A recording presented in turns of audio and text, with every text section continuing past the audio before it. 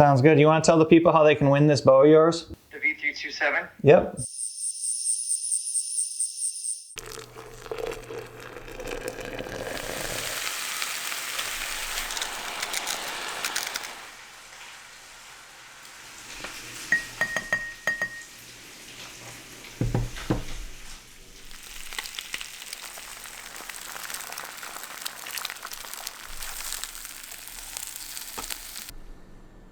Hey, what's going on, ElkShape YouTube? Today we are going to show you how I set up this. This has been good to me. It's a hinge, it's an Ultraview hinge, and I've used it for about the last year, and I hunted with it last year, which is, I don't know if it's recommended or not.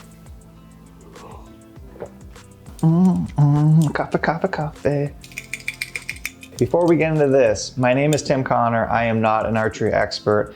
I'm definitely not the best at shooting my bow, but I try hard. And this year I'm gonna really dial it in because we are on project TDD. That stands for Take Down Dan. TAC 2022, your boy is coming for you, Dan. He knows that. He sees me in the rearview mirror. I enjoy archery, I enjoy the flight of the arrow, I enjoy hard work, and that's kind of where Dan and I really mesh together.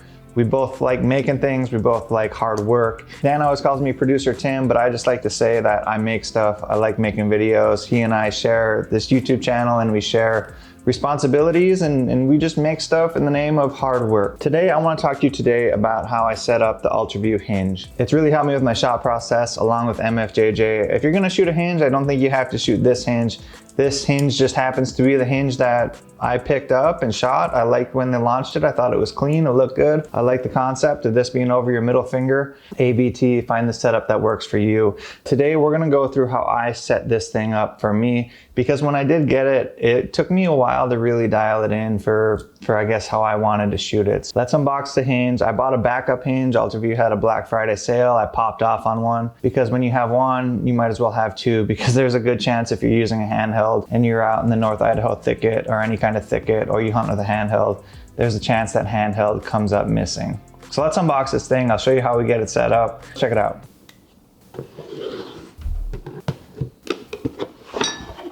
Here you can see my receipt. I bought the hinge during Black Friday, I bought the hook, and I bought the hunting bracket. $195, $18, and $26. The good thing about buying a good handheld is they don't go bad. They're good for a long time, and they don't depreciate too terribly either. If you want to resell them, you can get into this thing. So that's the bracket, that's the hinge. Here's my hook. Okay, you guys, so these hooks, they go from no click to 0.020, 0.018, 0.016, and 0.014. I actually worked my way down from 0.020, 0.018, and finally settled on 0.016. Longer the click, longer the time between when it clicks and when it goes off.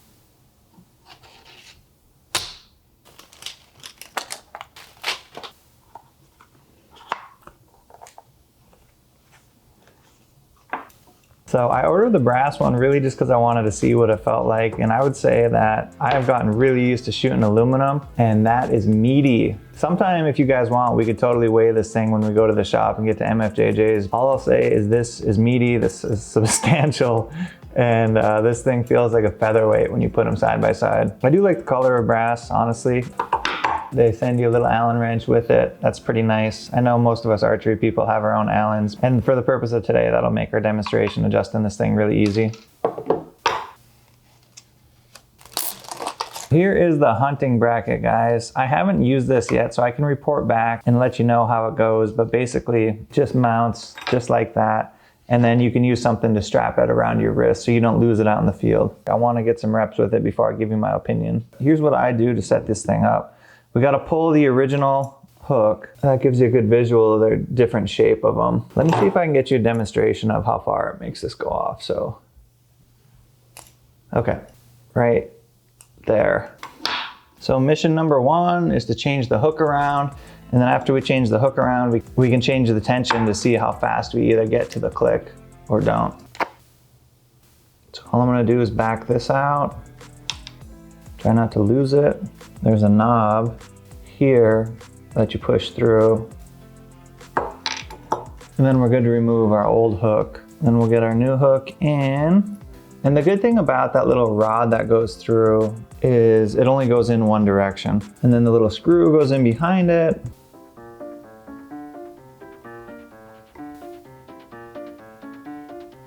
Okay. And now we got the screw in behind it. There's the click. That distance. We're gonna look at this distance here. So you're gonna see this doesn't travel very much. So that only goes to right there and it gets a click. This is something I wanna mess around with more in the off season, but right before I went hunting last year, I made it just a little hotter so it went off a little faster. I think I'll probably start this off with a little longer pull, a little stronger pull to get me to where I wanna be. And then we'll just mess with it all year round. But all we gotta do is get in back here. Okay, so that's the click now. Clockwise gets it to your click faster. See that right there? I got these two in a pretty similar spot right now, but I'm gonna put the hunting bracket on here just so we can see what it looks like fully done. So I went and got my Allens. I actually keep a set of them in my bino harness now, which I think is kind of like, if I have one pro tip to offer, that's pretty much it. It's super handy because you end up adjusting things in the field more often than not. This should be pretty straightforward.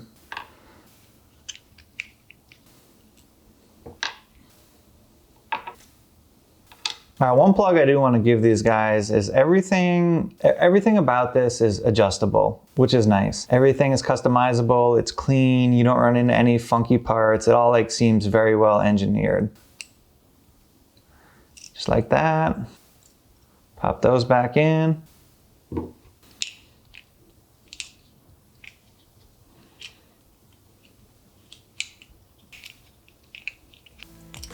And there's how it looks fully set up. Today, I just wanted to take you through the setup. That's how I've set it up. I think as always, you should figure out what works best for you, but maybe that might give you some ideas or at least a starting place. If you wanna see any more follow-up videos on that, let us know.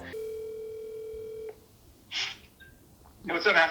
Hey buddy, you're on YouTube. Sounds good. You wanna tell the people how they can win this bow of yours? The V327. Yep. In our video description, there's a section that says contact ElkShape, and there's a link to a landing page, so click that, and then in the bottom of the description, just make sure that obviously you're gonna put your name, your last name, your email address. Make sure in the description you put, I want Dan's V327. We are going to have Josh build the bow for you, like completely tune it up for you to your specs, and then we get to meet you, hang out with you, put you on the channel. Basically, they're getting a V327 fully hooked up, minus a sight. We'll link that in the description, and we'll also probably put a link to that down in the comments so they can find it.